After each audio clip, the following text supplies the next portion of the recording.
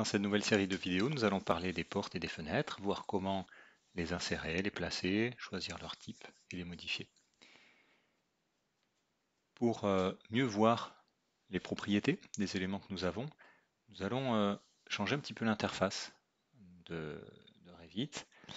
Dans les précédentes vidéos, nous avons gardé ici, pour bien profiter de l'espace de dessin, notre palette propriétés et notre palette arborescence du projet au même endroit. Il est possible de réaménager toutes ces palettes. C'est ce que je vais faire en cliquant sur le titre arborescence du projet, en maintenant mon clic gauche enfoncé, et je vais le déplacer pour le mettre tout à droite.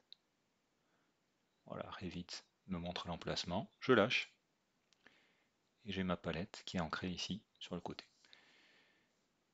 Ça réduit un petit peu ma zone de dessin, mais ça me permet de profiter de l'ensemble des propriétés. Vous voyez qu'il y en a beaucoup. Et de gérer séparément l'arborescence. Je peux bien sûr redimensionner pour ajuster selon ce qui me convient. Voilà pour cette petite parenthèse sur l'interface de Revit. Vous voyez sur ce plan qu'il y a déjà quelques portes et fenêtres à installer. Si je clique par exemple sur cette porte, dans les propriétés, je vois ici ma famille, mon type de porte. Ces éléments ne sont pas des familles système, contrairement aux murs avec lesquels on a travaillé jusqu'à maintenant. Ce sont des familles qui doivent être chargées dans le projet. Elles sont donc situées ailleurs, dans des bibliothèques externes, et nous avons besoin de les charger. Les éléments, que ce soit les portes ou les fenêtres, voilà. Et c'est l'occasion de parler des types et des occurrences. Ces éléments, par exemple, ces 4 fenêtres ici, ont le même type. J'en ai sélectionné 4, il reconnaît bien ici le type de fenêtre. Si je sélectionne un élément, les propriétés par contre qui sont affichées ici ne sont pas propres au type, donc ne sont pas propres à ces 4 fenêtres, mais sont propres à l'élément sélectionné, à l'occurrence ou l'entité sélectionnée. Alors que si je modifie les propriétés qui sont du type, je vais agir sur l'ensemble de mes fenêtres, qu'elles soient sélectionnées ou pas, puisque je suis en train de modifier le type. Pour éclaircir un petit peu cela, je vais ouvrir une vue 3D, revenir sur mes 4 fenêtres, on a bien vu qu'elles étaient du même type, sélectionner l'une d'entre elles, et modifier certaines propriétés qui se trouvent ici. Ce sont donc des propriétés d'occurrence et non de type. Je vais par exemple modifier la hauteur de l'appui et le passer à 1. Vous voyez que la modification s'est bien appliquée à cette occurrence, à cet objet précisément, et non pas à l'ensemble des objets. Ils ont le même type, mais certaines propriétés leur sont propres et elles sont gérées ici. Maintenant que nous avons vu ça, nous allons pouvoir voir comment insérer des familles de portes, choisir leur type et les positionner précisément. Je reviens sur ma vue en plan. Pour insérer des familles, je vais dans Architecture, Portes, pour des familles de portes. Je vois que j'en ai quelques-unes déjà de chargées, alors très peu en fait, j'ai qu'une seule famille. Pour en obtenir d'autres, je vais aller, le ruban s'est mis à jour, modifier placer porte, je vais aller dans Charger la famille. Alors, je reviens un petit peu voilà, dans la bibliothèque ici, qui nous concerne. Beaucoup de catégories. Je vais ouvrir porte. Porte intérieure, avec l'angle d'ouverture, très bien.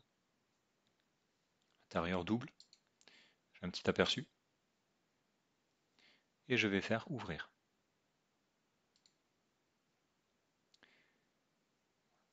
La famille est chargée. Je vois ici dans les propriétés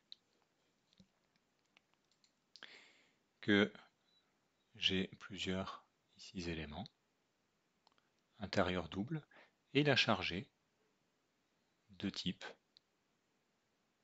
avec des dimensions différentes. Elles sont donc chargées et utilisables dans le projet. Suivant les familles que vous allez charger, vous n'aurez pas systématiquement l'ajout de tous les types. On va prendre un autre exemple. Je reviens sur charger la famille. Et il y a peu de chances que vous utilisiez cette bibliothèque, quoique ça peut être utile. Voilà, c'est surtout pour montrer qu'il peut y avoir des familles faites différemment. Je vais dans Porte, de nouveau, et allez, porte double, voilà, ça ressemble, c'est bien, porte double, panneau à fleuret, j'ouvre. Voilà, ici il n'a pas chargé automatiquement tous les types, vous voyez ici différentes dimensions. Il me demande de choisir quel type je veux charger. Donc, à moi de voir suivant les besoins. Donc dans cette famille, vous voyez la liste des familles, j'ai bien une famille de portes. Dans cette famille, j'ai plusieurs types. À moi de choisir. Voilà. Avec la touche CTRL, j'en choisis plusieurs. Par exemple, je n'ai besoin que de portes en 1700 avec différentes hauteurs. OK. Si je déroule ici ce que j'ai à ma disposition, je retrouve les trois types que j'ai chargés pour cette famille.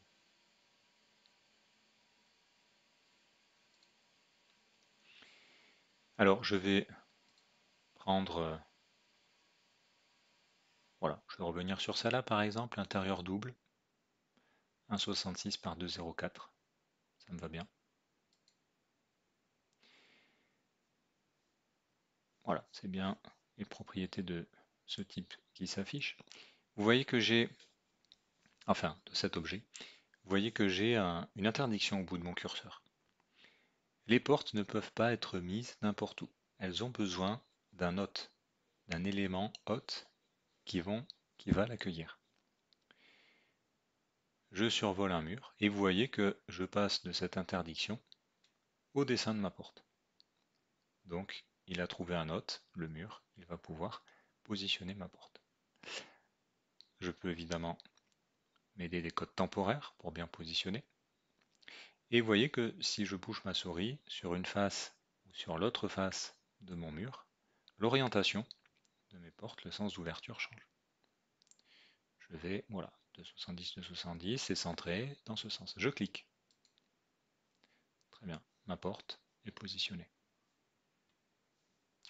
Même chose ici, cette fois-ci, c'est dans ce sens. Je clique, ma porte est positionnée.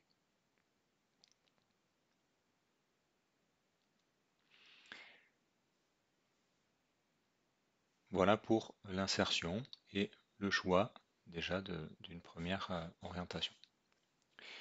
Je vais continuer à insérer des portes. Cette fois-ci, je vais prendre une porte simple, charger la famille. Je reviens dans ma bibliothèque. Hein, voilà. Ce sera plutôt celle-là qu'on utilisera dans les librairies French. Elle s'ouvrira par défaut. Porte intérieure, intérieur simple par exemple. Très bien. Ouvrir.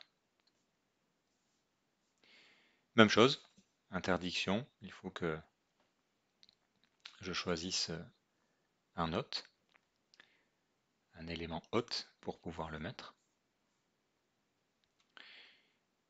Et puis cette fois-ci, on en reparlera plus tard, je vais rajouter une information en cliquant ici sur étiquette à l'insertion. C'est un bouton on-off tout simplement. Et je vais positionner ma porte.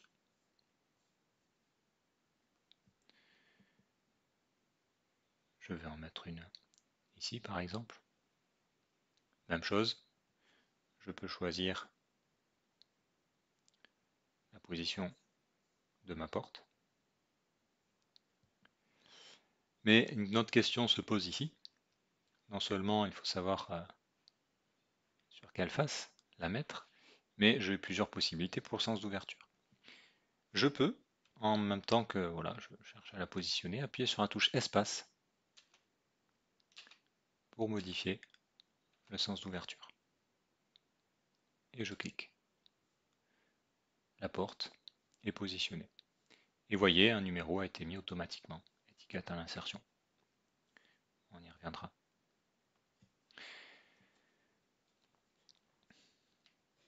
Je reviens en mode sélection, très bien. Je veux réinsérer cette porte, alors je ne suis pas obligé de la recharger, puisqu'elle est bien dans le modèle. Un moyen tout simple de faire, clic droit sur l'élément, copier à l'identique. Je me retrouve avec une autre porte que je peux positionner. Par exemple ici. Je clique. Je m'aperçois que je suis allé un peu vite, je n'ai pas bien positionné ma porte, son sens d'ouverture ne me convient pas. Vous voyez deux options de retournement ici, une qui correspond au choix de notre face lorsque l'on positionne notre porte, et l'autre qui correspond au sens d'ouverture. Donc une fois positionné, j'ai toujours la main pour orienter mes portes. Je peux continuer à placer des portes, vous voyez, c'est toujours actif. Positionner une par là, allez, plutôt comme ça, espace. Allez, à 1 mètre, très bien. Et puis, de l'autre côté, voilà, j'ai positionné différentes portes. Si je veux recadrer mon projet, ZA par exemple, pour voir l'ensemble.